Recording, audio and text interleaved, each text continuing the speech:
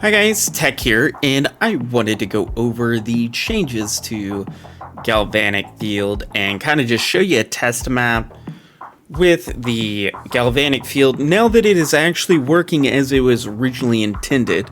In case you were not aware, in the 3.19G, I believe we are up to now, patch, they made it so Shock Effect, which is the majority of scaling of Galvanic Field, now actually works.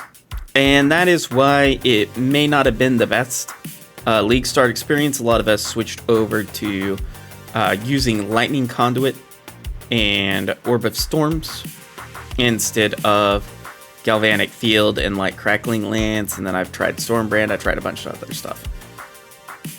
But, long story short, Galvanic Field was not scaling shock damage, Lightning Conduit was. That is why Galvanic Field's damage seemed very, very low. It now works.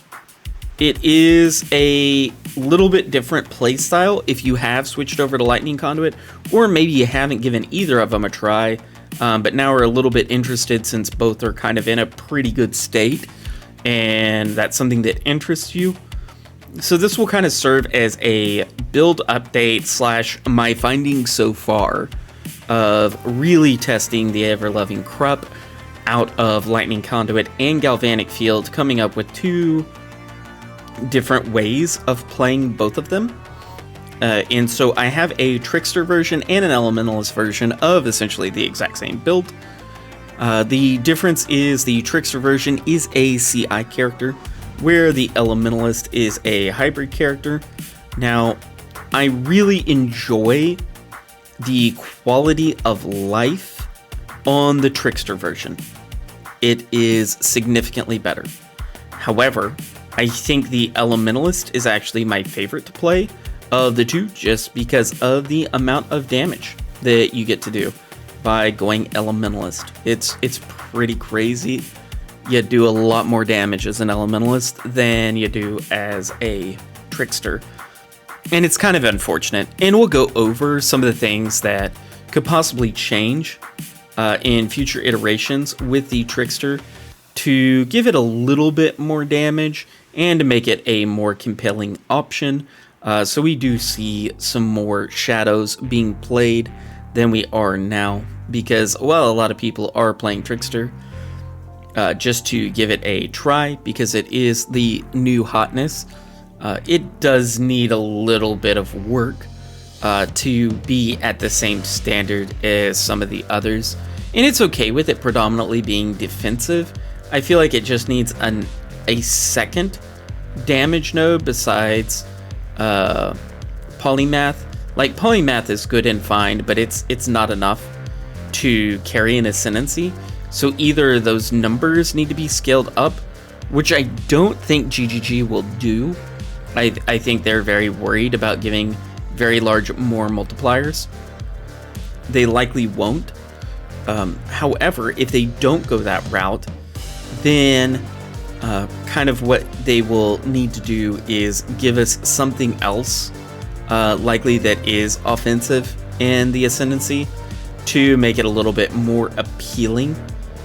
I have a feeling a lot of people are just a little bit disappointed with Trickster's overall damage in the current state of the game, especially considering before, like, all the massive nerfs to Trickster, it still had like niche builds that were really good to run as Trickster up until the removal of Growth Shroud and basically just taking that Ascendancy off. I like where they're going with the new defensive nodes. I just don't think they are quite there yet. So that was Galvanic Field. Here is Lightning Conduit, just to kind of give you a side-by-side example on the exact same tile set.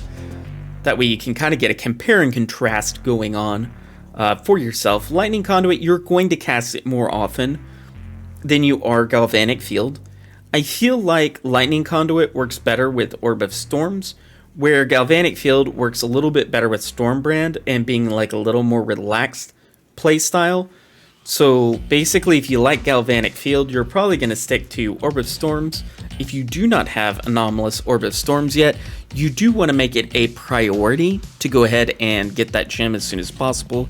It is a huge quality of life improvement, and a significant reduction on your number of clicks per second, which is good for your hands. Love your hands. Then on the Galvanic Field side, if you don't want it so active, right? If you want a little bit slower pace, you can go Stormbrand with Galvanic Field. What Stormbrand, basically the difference between the two is you have to manage Stormbrand. You don't really have to manage Galvanic Field. You don't really have to manage Orb of Storms. You do have to manage Lightning Conduit. So you're trading tit for tat. However, Stormbrand is not as click intensive or button press intensive as the Lightning Conduit is. So just kind of keep that in mind. It's overall less clicks per second. So if that's something that is appealing to you. It's also really good for if you want to be able to move around on boss fights and really avoid everything. Orb of Storm's Galvanic Field, while it is less damage, is much better for being a little more passive and allowing a little bit better user mobility than what you get on Orb of Storm's Lightning Conduit. And then we're just kind of cleaning all this up and doing a little excavation. Now, the one thing I will say about Lightning Conduit is when you are swarmed with enemies, Lightning Conduit is significantly better. It clears a much larger portion at once, where Galvanic Field can take a little bit of time to clear very large packs of enemies, especially if they happen to have like a lot of lightning res or something along those lines. However, it's real personal preference. Lightning Conduit is more damage. I want to be very clear about that. Galvanic Field is more passive. Those are the two options. Let's go ahead and get into the POB so I can kind of go over that with you and go over the two different types you can do. So one of the ways you can run it is Elementalist. The other way you can run it is by going Trickster. I have both. I originally made my league starter for Trickster because I figured I wanted to try Trickster out. I wanted to see if it was good because sometimes the numerics sound good and sometimes they don't sound good. This time it sounded good. In reality, the Trickster is probably a little underpowered. Just a little bit.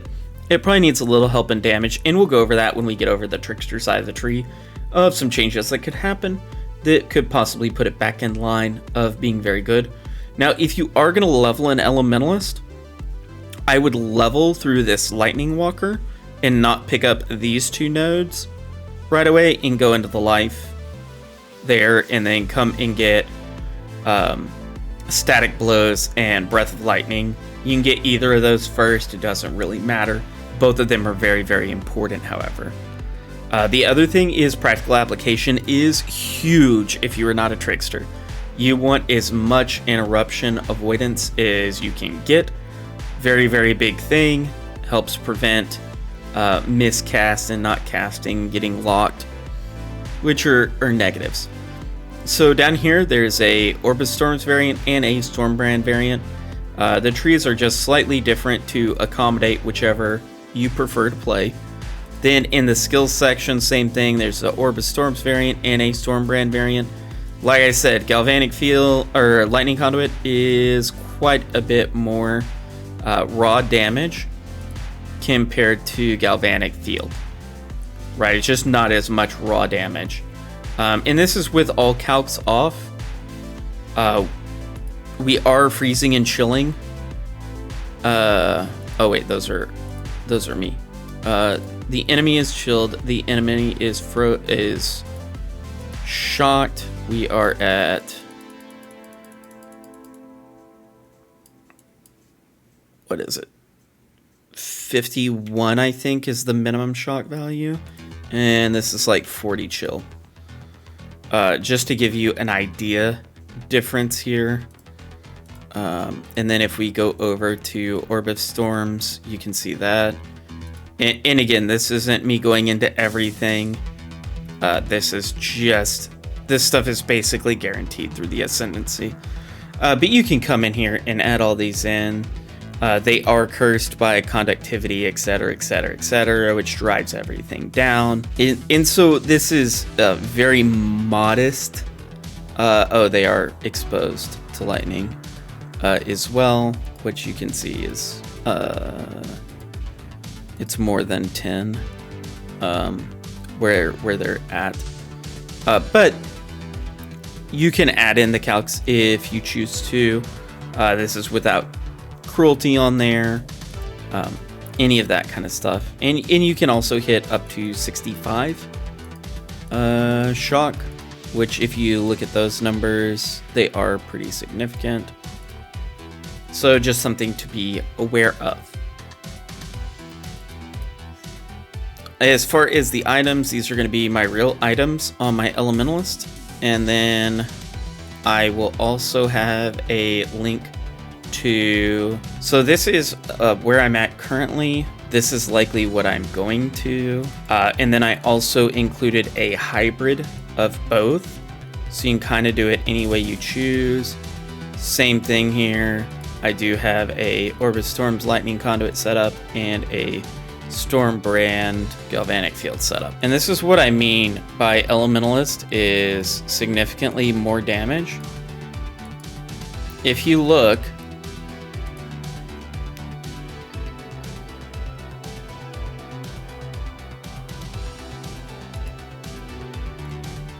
the damage difference between the two is just astronomical. It's a fifth of the damage of Elementalist. A fifth. It's crazy. And that's with going Soul Drinker and getting all that extra cast speed. Polymath is just not enough to carry us, unfortunately. Now we could go ahead and get that node right there, which will give us a little bit more damage. It's just not there yet.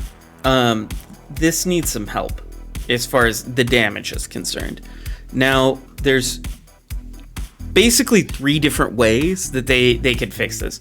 So one is really crank up that more multiplier on Polymath to like 5, 7. I would probably say like 7% more would give you a much better feel per mastery, and then it really benefits builds that are taking a lot of different masteries, which is good, and it really lets them scale damage up high.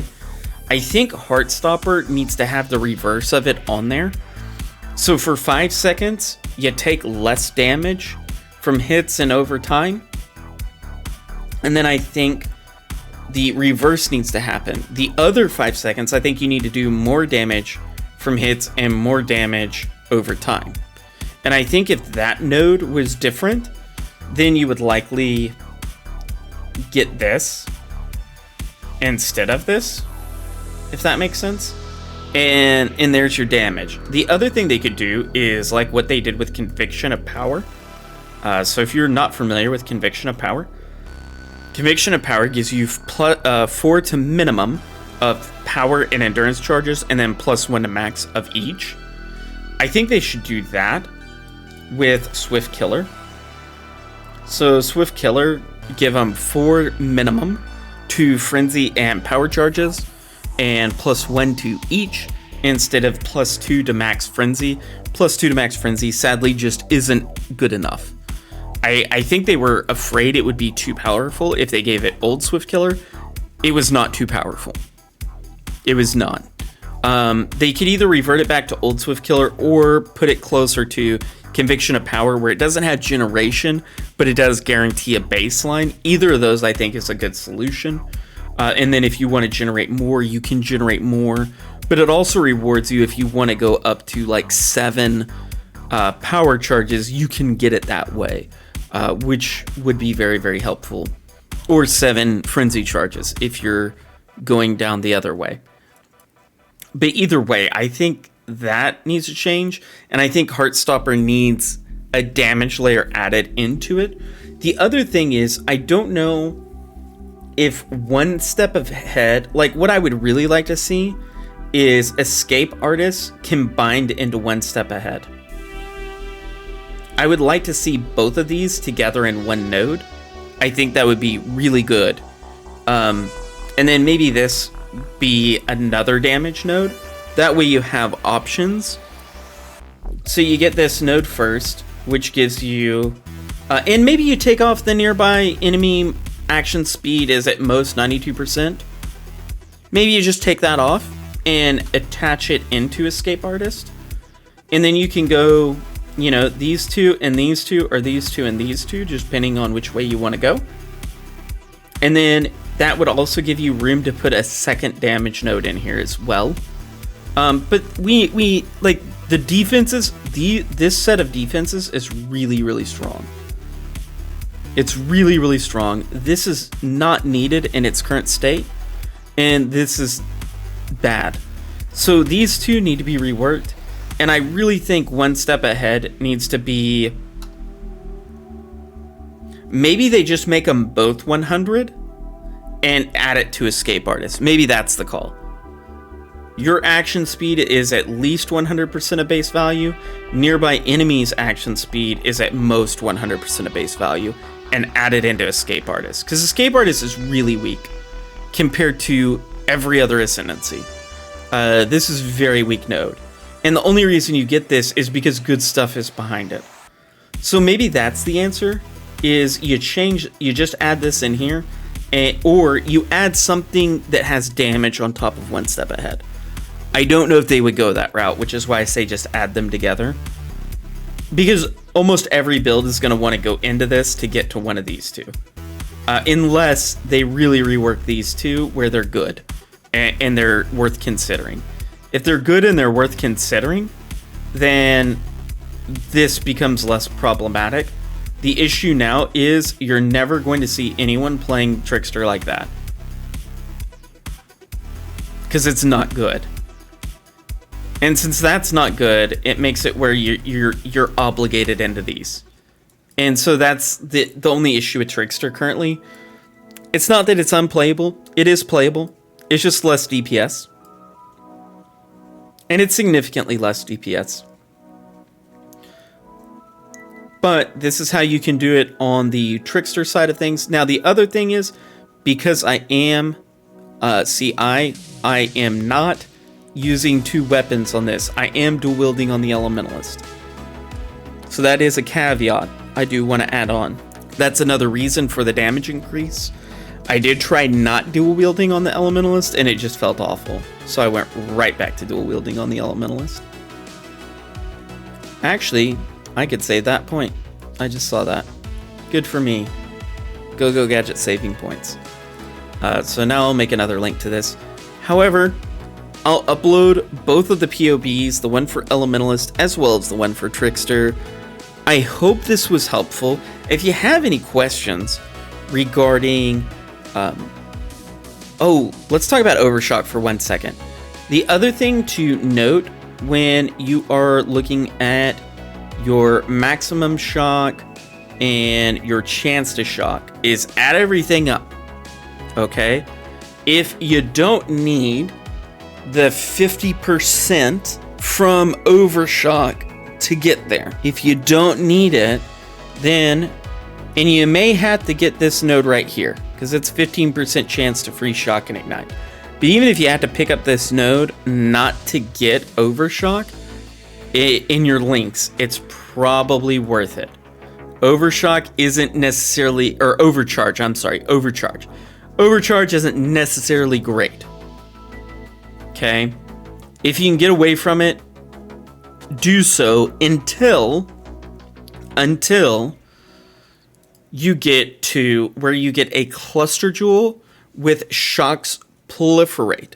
Once you get that on either the Elementalist or on the Trickster, so no matter which way you go, once you get a cluster jewel that has your shocks proliferate, at that point in time, you want to add an Overcharge.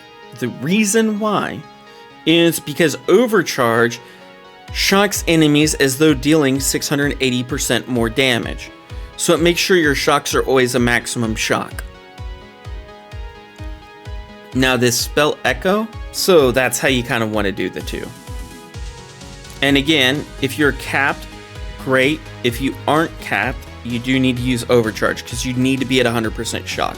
It is vitally important to be at 100% shock. I hope this is helpful. Have any questions, feel free to leave them in the comments below, and have a wonderful rest of your day, Exiles.